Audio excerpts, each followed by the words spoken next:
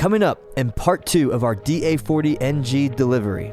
All Alpha and Bravo taxiways 1/8 inch dry snow over patchy compacted snow and ice. Wind at 200 at 28, gust 35. Alright, yeah, we're doing a 1 notch. It looks like we're landing in like Alaska. It does, look at that. We're Lifestyle Aviation, the largest diamond aircraft dealer in the world, and today we're bringing you along one of our Diamond DA40 NG deliveries, flying over 2,000 miles from London, Ontario to Boise, Idaho. In part 2 of this 3-part series, we'll journey across half of the United States, flying during the day and night to Casper, Wyoming, our checkpoint before crossing the Rocky Mountains. Welcome to part 2.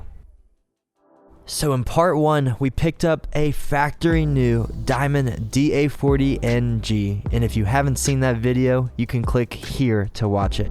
Now in part 2, we're preparing to fly it across the continental US to its new owner in Boise, Idaho.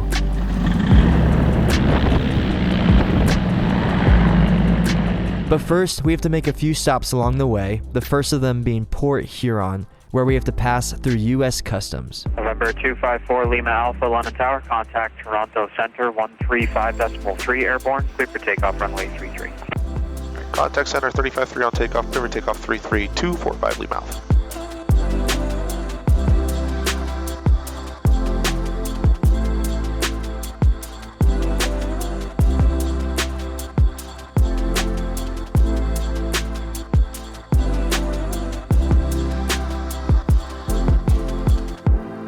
Self-bridge approach, good morning, 245 Lima Alpha 4.7 descending 4,000 with the weather, looking for straight into 8. Number 245 Lima Alpha, Selfridge approach, roger, and confirm looking for the visual. Yeah, we'll do the visual, and as soon as we have eyes on the airport, we'll cancel with you, keep the squawk until we cross the river, 5 Lima Alpha. Coming back to the United States, importing a Canadian asset worth over $500,000 can be a little tricky at times. But our team back home prepares lots of complete paperwork to ensure the entry has no hiccups. Some customs stops can take a few minutes, while others can take hours, depending on the availability of the United States Border Patrol and their familiarity with aircraft importation. Hit that center line for me. Throttle idle. Nice job. Thanks. Very nice job. All right, we just arrived at Port Huron. It is beautiful out. We are about to go through the process of getting into the country with the customs agents, and then we'll be right back out to get on the way to our next destination. We weren't able to film the customs process, but the check went smoothly, and without any delay, we topped off our tanks and set out for our next destination.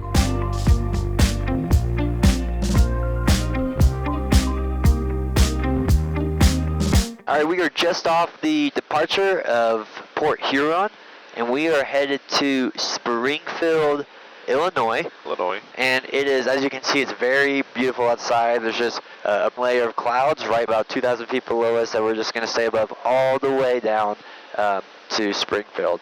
So Andres, tell us a little bit about what you're looking for when you have this huge task of going from point A to point B when they're thousands of miles apart from each other. What are you thinking of when you're planning such an extensive trip? Yeah, so most people think that the fastest way from A to B is a straight line.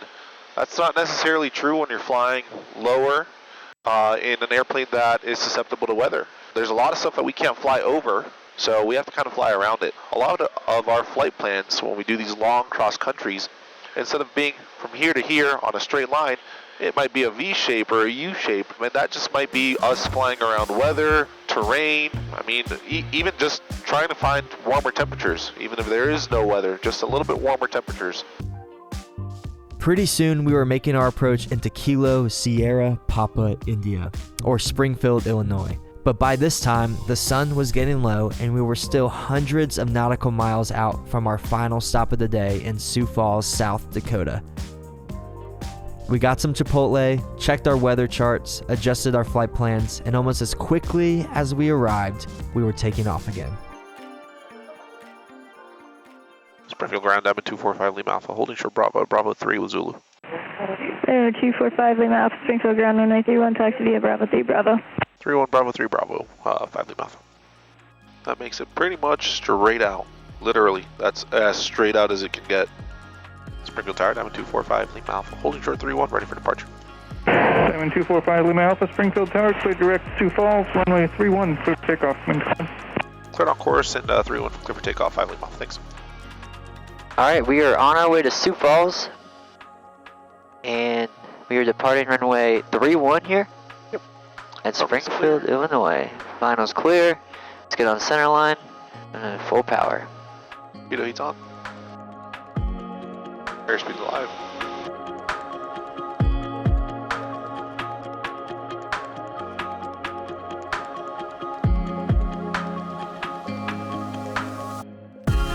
And rotate. Nice job. Autopilot's on. Diamond 5 Lima Alpha, contact St. Louis departure, good flight. Departure, 5 Lima Alpha, thanks you. St. Louis, good afternoon, Diamond 245 Lima Alpha, 1.6, climbing 5,000. Number 245 Lima Alpha, departure radar contact. Climb and maintain 8,000. Climb maintain 8,000, 5 Lima Alpha. So we just departed runway 31, and we are on our way to South Dakota. We're going to go to Sioux Falls. We were planning on Lincoln, Nebraska, but weather doesn't want us there, so. No. Up a little bit north more, a little bit longer of a flight. Again, it's not the most direct route from A to B. From your departure to your final destination, it's definitely not the most direct route. We kind of already have done that V-shape we talked about earlier. Unfortunately, that's winter weather flying. Yeah, it is. I mean, we could be blasting through this stuff all day long in the summer. Yeah. But we also have to be looking out for pockets of thunderstorms and all that stuff. Exactly. So you get what you can take. I think this is what we're going to see the whole way. You think That little so? layer below us, and then VFR the rest.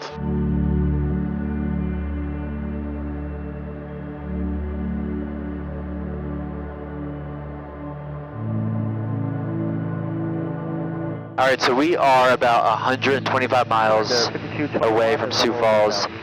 And I just wanted to turn the cameras on because this is just an unbelievable sight right here. We have an overcast layer a few thousand feet below us, and the sun just set to the west of us, and it is just so pretty. Yeah, it's beautiful.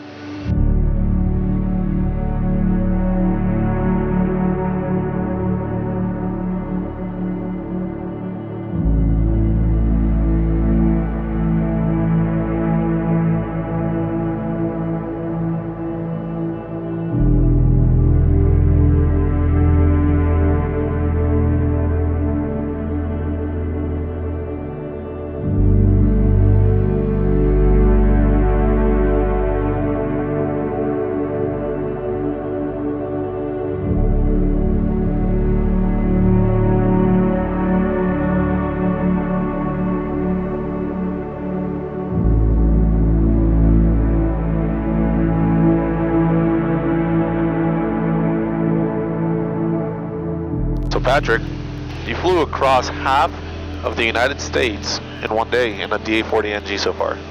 How do you feel?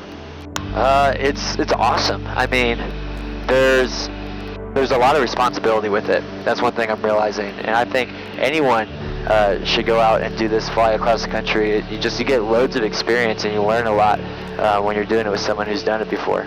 Yeah. Did you expect to be spending the night in Sioux Falls today? No. I mean, I remember asking you at the beginning. I was like, all right, so how long is it going to take? You're like, I don't know.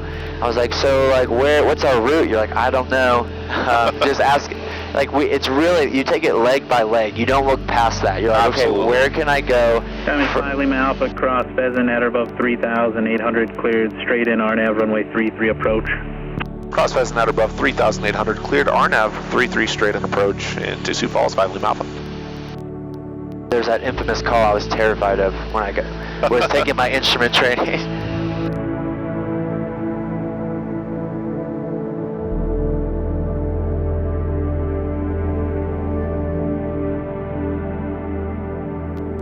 Diamond 425 Lima Alpha, Sioux Falls Tower, wind 2208, runway 33, cleared to land. 33 clear to land, 245 Lima Alpha.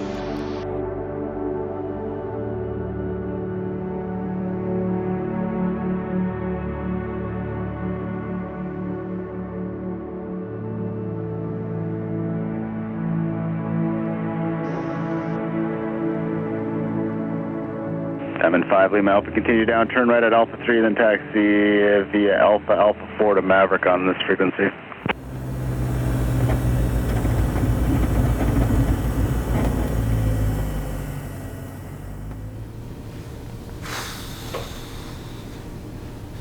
Water.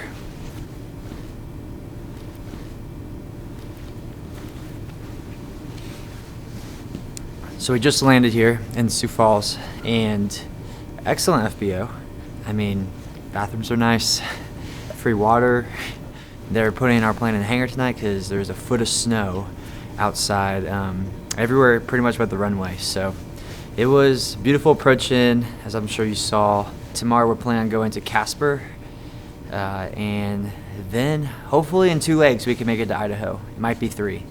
So we'll see which one it is, but gonna get some shut-eye for tonight, and we'll call it. But that's all we got so far. See you tomorrow.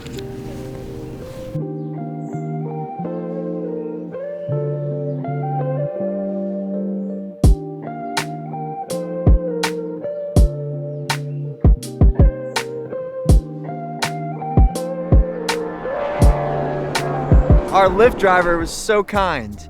He was so kind. He said he was going to subscribe. So, hopefully you see this. Shout out to you. Just 30 minutes ago, it was a beautiful sunny morning here in Sioux Falls, but an overcast layer is quickly approaching, so it's time to get out of here. November 245 Lima Alpha, Falls Ferry, ready to go? Hey, affirmative 5 Lima Alpha. Or 5 Lima Alpha, turn left heading 270, runway 33, clear for takeoff. Left 270, 33 clear for takeoff, 245 Lima Alpha.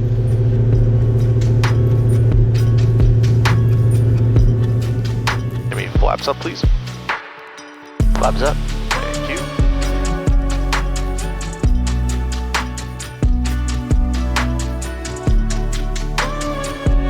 Why do you think I chose Casper as an entry point into the Rockies? What does this map tell you? This is a topographical map, isn't it? It is. Yeah, so this map tells you what is right over here. Lower terrain. Lower terrain, than right. everything around it. So Casper is a good gateway into the North Rockies. Minneapolis Center, 126.25, good day. 2625, 5 Lima, thanks, see ya. Once we get to Casper, I feel like we're not going to be able to talk as much because we're going to be thinking more about the flight, trying to navigate through the mountains a little bit. What is your plan when going through from Casper to, I think Idaho Falls is where we're going to go? Why are you electing to stop in Idaho Falls? Crossing the Rockies in a single engine airplane sometimes can be a bit stressful for people. I like to land right before the Rockies and land right after the Rockies. Sometimes even making a stop in the middle of them. As long as density altitude permits and there's an airport that makes sense, as long as it makes sense. I just don't like to rush flying through the Rockies in a single engine airplane. Right. We can make it from Casper all the way up to Idaho Falls or even Boise. But I feel it's safer to make a stop in between just to unwind, relax, take a deep breath. And I'm really hoping that the weather clears out below us. If we're able to see the Rockies as we fly over them, I really want you to experience them, man. Right. It's a beautiful thing. I think it's one of the most beautiful things you can experience in general aviation. Minneapolis Center to come.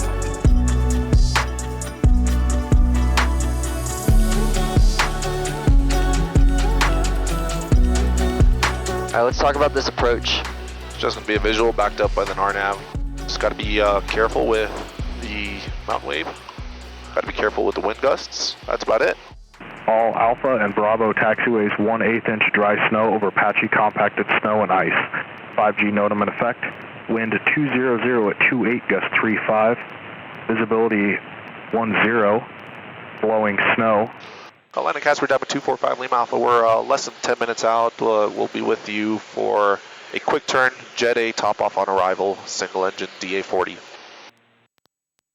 Got a whopping 31 knot headwind and 19 knot crosswind from the right. All right, 245 Lima Alpha. I've got Jet A, and you're wanting negative for a quick turnaround, and you're going to arrive in 10 minutes. All checks out. Thanks. 5 miles in less than 10. 941 Alpha Mike is with you. Casper Tower, good morning. Diamond 245 Lima Alpha on RNF 21. November 245 Lima Alpha, Casper Tower, wind 200 at 22, gust 33, runway 21, clear to land. Runway 21, clear to land, and we plan on exiting at Alpha 5 if that's okay with you guys, 5 Lima Alpha. Or 5 Lima Alpha, that's approved as requested. If you'd like a long landing, that is your discretion. 5 Lima Alpha, thanks. Alright, glide slope is intercepted. We're on glide slope on cross track. Runway is in sight. We're crabbing into the wind. Autopilot is still in control of the aircraft. We'll disconnect it. We're about 2 mile final. Roger.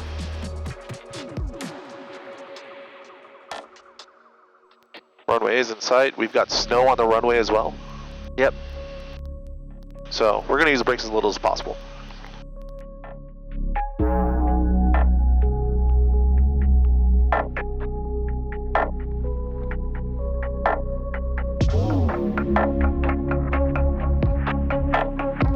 Nice On job. the ground. Nice job. Doing great. Just keeping that nose up. Bring these flaps up. Yep. November 5 Lima Alpha, turn left Alpha 5, taxi to parking via Alpha, remain this frequency. Left Alpha 5, parking via Alpha, and remain with the 5 Lima Alpha. Thanks. That was a great landing, sir. Good job. Thank you.